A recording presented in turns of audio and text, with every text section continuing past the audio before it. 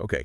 I'm going to be completely honest with you right out of the gate here. Oh, boy. Yeah, when I first looked at the stack of research for today's deep dive, I honestly thought someone had made a massive mistake. Really? Why is that? Because on one hand, I have these documents about the absolute pressure cooker that is modern boarding school life. All right. You know the vibe. It's all bells ringing, nonstop exams, complicated social hierarchies, just this constant, exhausting rush. Yeah, highly stressful. Right. And then on the other hand, I have a stack of papers about Jane Goodall. The primatologist. Exactly. The woman who spent literal decades just sitting quietly in the forests of Gombe, hanging out with chimpanzees. It definitely does sound like a bit of a mismatch, doesn't it? A frantic dormitory versus a peaceful rainforest? Yeah, I'd say so.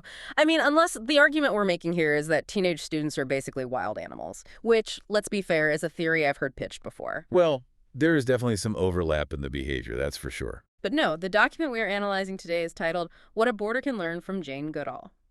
And I know it sounds a bit quirky, but it's actually proposing something incredibly profound. Okay, I'm listening. It's suggesting that the specific skills Goodall used to understand primates, things like extreme patience, careful observation, just having a quiet presence, are actually the ultimate cheat codes for surviving a high-pressure academic environment.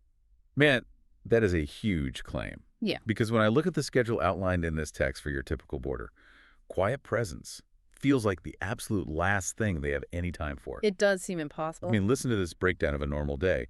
Wake up, lessons, activities, prep, social time, lights out. It's a conveyor belt. It really is. Yeah. And the text describes the overall feeling of that routine as being defined by speed, noise, and just constant action. Yes. And if you're a student, or honestly, if you're anyone working in a high-performance job right now, you know that exact feeling. Oh, absolutely. You aren't proactive, you're just reacting. The bell rings, you move, your phone pings, you look.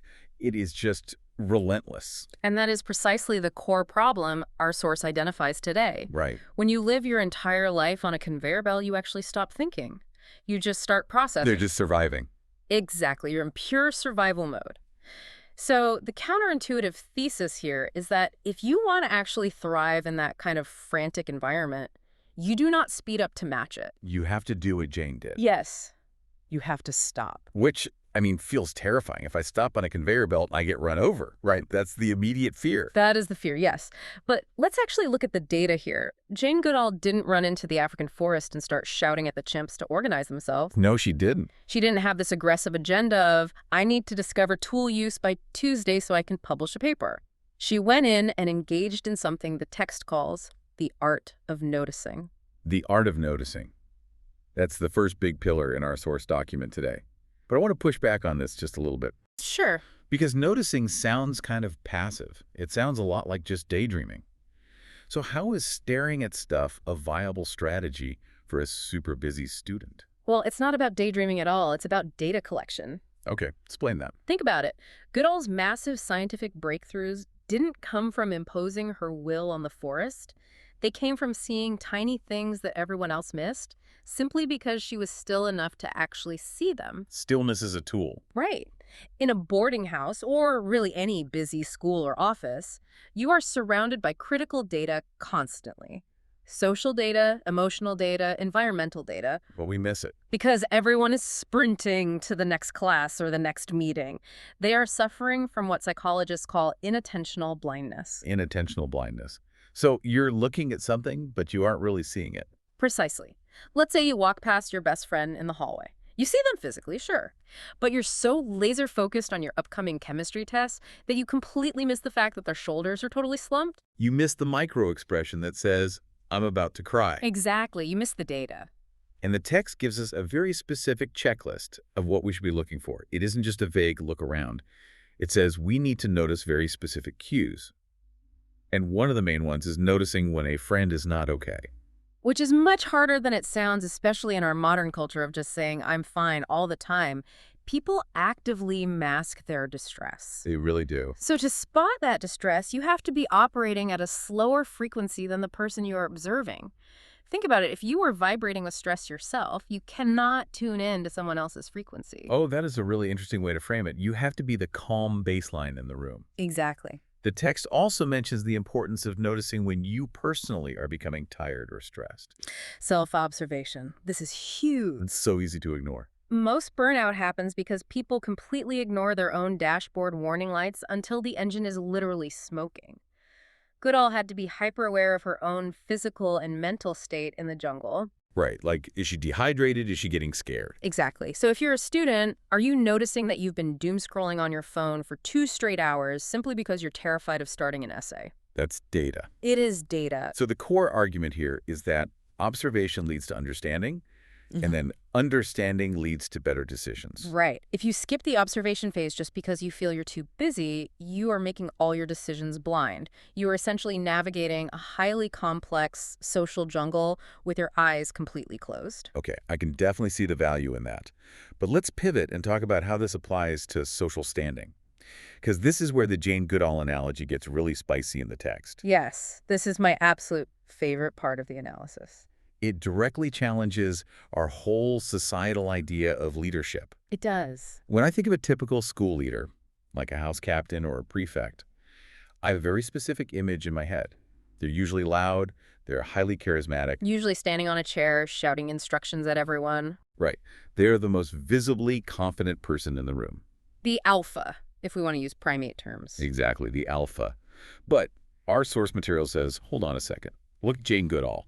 She is an undisputed global leader. She moves literal mountains in the conservation world. But she is not loud. Not at all. She is the complete antithesis of the loud leader stereotype. The text actually breaks down her specific leadership style into 5 words: calmness, consistency, care, knowledge, and purpose. But let's be real for just a second here. In a high school setting or a corporate office, doesn't the loud kid usually get all the rewards? They certainly get the spotlight. Right, so the quiet kid who just sits in the corner noticing things, do they actually ever gain real influence? Or do they just get ignored by everyone? That is the big risk, isn't it?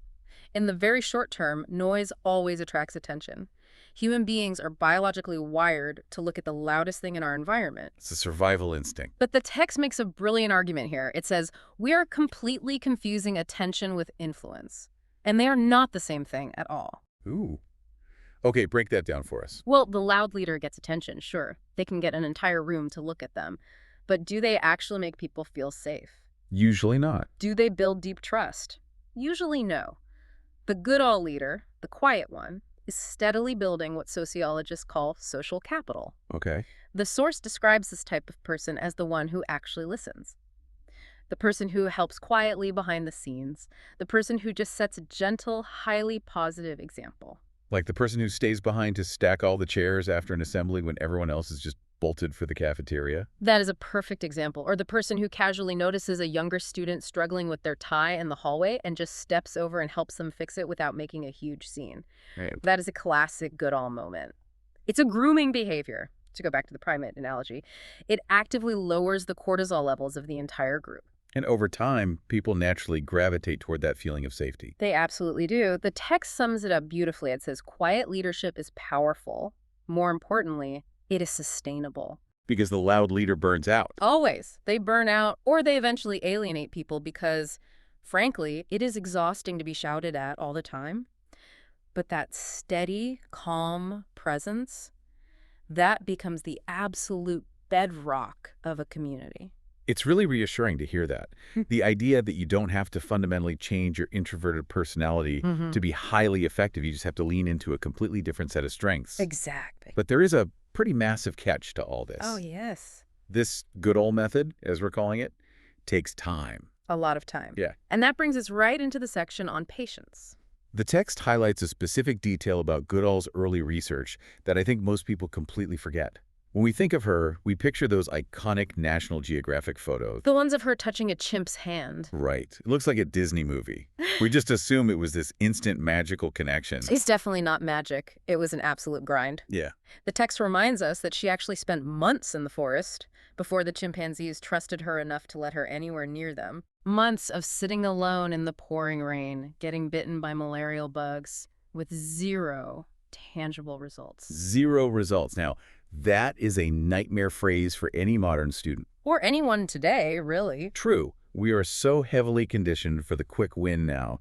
You study for a text on Tuesday, you expect to see the grade online by Wednesday. You send a text message, you expect to see those little typing bubbles appear instantly. Exactly. We live in this crazy dopamine loop culture, instant feedback all the time.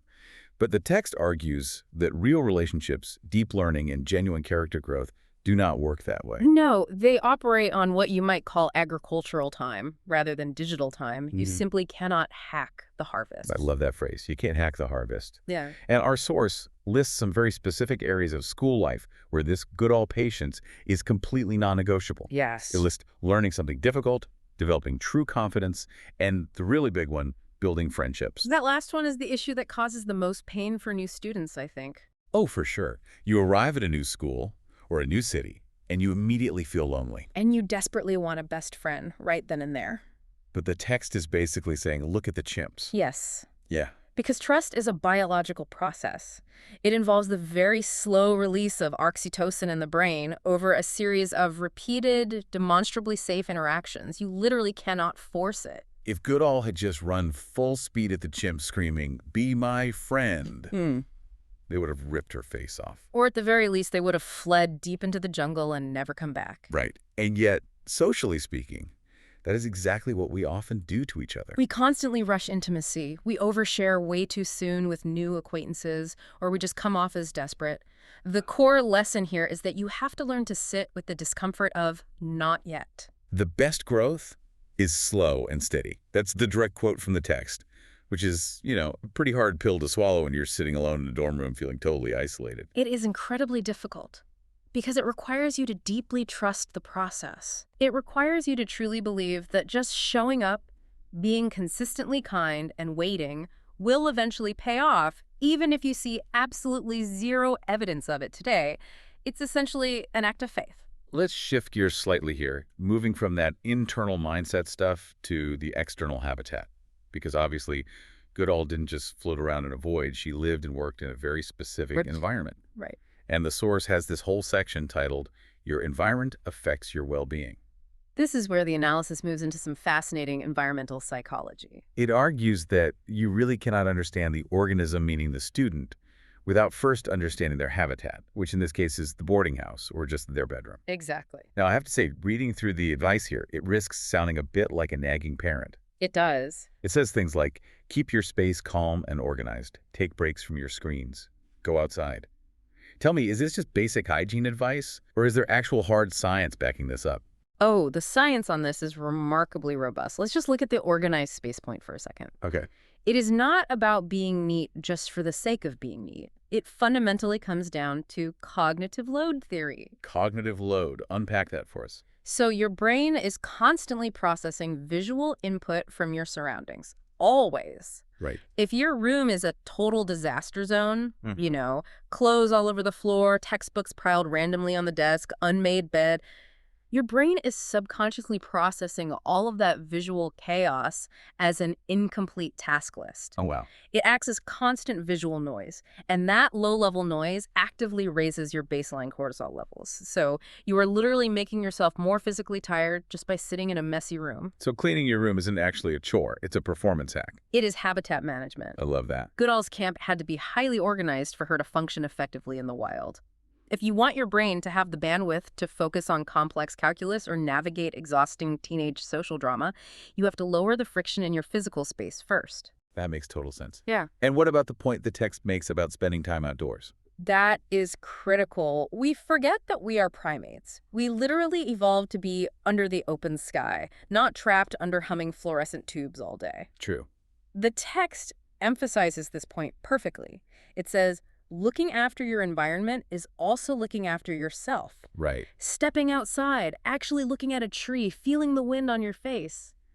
These are not just nice poetic moments. They are literal physiological resets for your nervous system. It's actually kind of funny in a dark way. We treat ourselves so much worse than we would ever treat a pet. Oh, completely. Think about it. If you had a dog Right. and you locked it in a tiny, messy room with artificial light for 24 hours a day, people would say that's abuse. They call it animal control. Right.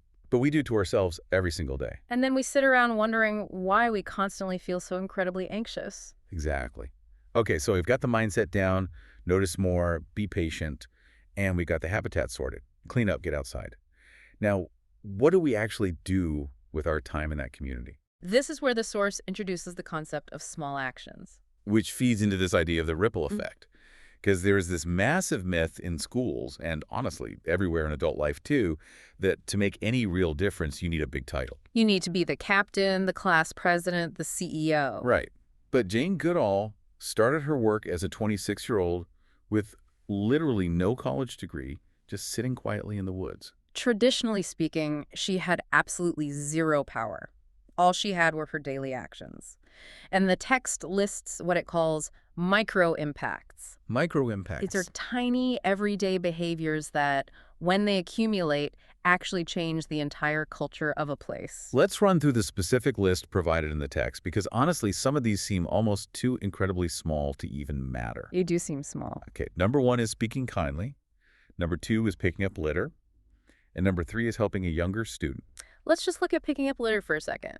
It seems utterly trivial, but in a closed community like a school, picking up a piece of trash that isn't even yours is a massive high-status signal. Absolutely. It non-verbally says, I care about this place, I take ownership of my environment. It sets a visible standard. If the senior students do it, the junior students automatically start doing it, and suddenly the entire physical environment changes. It signals to everyone that we aren't just consumers passing through this building. We are caretakers of it. Beautifully put, yes. And look at another one on the list. Staying calm in difficult moments. That is a massive contribution to a group. That one really stood out to me in the reading, because panic is highly contagious, right? Unbelievably contagious. We are herd animals at our core. If one person starts visibly panicking, the whole herd panics. Right. But the exact reverse is also true. Calm is contagious. Interesting. If you are hanging out in a dorm and everyone is absolutely freaking out about tomorrow's exams, and you are just sitting there, breathing deeply, making a cup of tea, just staying steady, You act as a grounding anchor for the room. you stabilize the entire troop. You essentially become the silverback of the group, just by not freaking out. That is real leadership. You don't need a shiny badge or a title to do that. You just need the ability to regulate your own emotions. This whole discussion leads into a really fascinating comparison the text makes near the end. It contrasts a busy community with a successful community. And I think a lot of people listening right now might feel a little called out by this part. I know I did. It is a very crucial distinction to make. In our society, we constantly use the word busy as a proxy for the word good. Yes, we do. If a school or a workplace is incredibly noisy, totally frantic, and obsessed with high performance, we look at it and think, wow, look at all that amazing energy. They must be crushing it. But the text directly challenges that. It lists the defining traits of a busy community as merely being noisy and totally focused only on performance, Right. And then it sharply contrasts that with what a truly successful community looks like. which it defines with words like calm, reflection, care, patience, and purpose. And notice what is glaringly missing from that success list. Speed. Speed. And even performance isn't the main headline anymore. Right, because it's strongly implied that high performance is actually the natural result of those other foundational things. You simply cannot perform at an elite level indefinitely if you are constantly running purely on adrenaline and panic. Because that just equals burnout. Exactly. But if you take the time to build a solid foundation of calm and care, which the text beautifully refers to as emotional safety. Emotional safety. Yes. If you have that, then high performance naturally becomes sustainable over the long term. Sustainable. I think that is the absolute key word for this entire deep dive. We are not trying to win a frantic sprint here. We are trying to successfully navigate years of education or decades of a career and actually come out whole and healthy on the other side. And that is really the ultimate core message Jane Goodall offers to the modern student or the modern worker. Sustainability. How do you sustain your innate curiosity? How do you sustain your natural kindness? You absolutely cannot do it if you are forcing yourself to run at 100 miles an hour all day, every day. So, as we start to wrap this up, we have definitely covered a lot of ground today. All the way from the dense jungles of Gombe down to the noisy corridors of a teenage boarding house. Quite a journey. It is. But the source leaves us with this final thought. And honestly, it is such a massive relief to read. It really is a breath of fresh air. It explicitly says you do not have to rush your growth. You do not have to be the loudest person in the room to be important. And you do not have to change the entire world all in one single moment. Man, I feel like I need to print that out and tape it directly to my bathroom mirror. You do not have to rush your growth. It just completely takes the pressure off. It replaces all that modern anxiety of feeling like I need to be absolutely everything to everyone right this second with a very simple, very actionable daily to-do list. Notice more. Care more. Be patient with yourself. And the final beautiful line of the piece. Because quiet, consistent actions repeated over time change communities. It all goes back to Jane. Exactly. Think about her legacy. She didn't roll in and bulldoze the forest. She didn't stand on a stump with a megaphone screaming at the wildlife. No. She just showed up every single day with nothing but her binoculars and her little notebook. She deeply respected the animals. She just waited. And that quiet, highly consistent behavior didn't just change her own life.